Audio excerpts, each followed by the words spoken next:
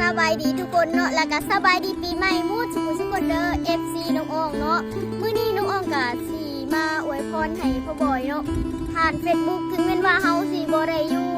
นำกันนะทุกคนใจน้องอองก็ยังฮักแพงเพิ่นคือเก่าเนาะก็ขอให้พ่อบอยกับไอจีซันมีความสุขหลายๆห่างกายแข็งแรงเด้ออย่าเจ็บอย่าจนเนาะต่อไปก็คิดสิ่งใดก็ขอให้ได้สิ่งนั้นปีใหม่ผ้าใหม่เนาะสิ่งบ่ดีก็ขอให้มันผ่านไปนำปีเก่าต่อไปแล้วมีแต่สิ่งดีๆเข้ามาในชีวิตค้าขายร่ำรวยเด้อขอให้ขายสบู่ได้เฮงๆปังๆเนาะได้ข่าวว่าไป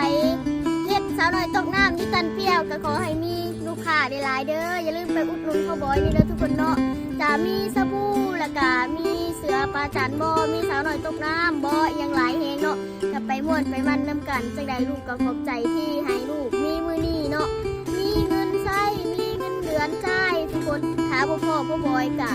กับไอ้กิซันน้องอ่องกับบ่ฮู้ได้ว่าน้องอ่องสิมีเงินเดือนกินบ่น้องอ่องคือสิบ่มีเลยแล้วก็บ่ฮู้ว่าตัวเองจะสิไปตกคือใส่เนาะฉะนั้นแล้วสิ่งที่พ่อบอยเคยช่วยเหลือเฮาน้องอ่องก็ยังบ่ลืมก็คิดฮอดคิดถึงคือเก่าถึงแม้ว่าเฮาสิมาบ้านมาอยู่บ้านบางคนน้องอ่องลืมพ่อบอยแล้วบ่มาอยู่บ้านบ่เนาะจิตใจเฮาก็ยังคือเก่าเฮา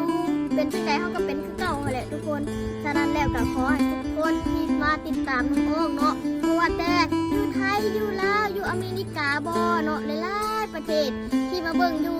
คลิปนี้เนาะใครที่มาเบิ่งคลิปนี้ขอให้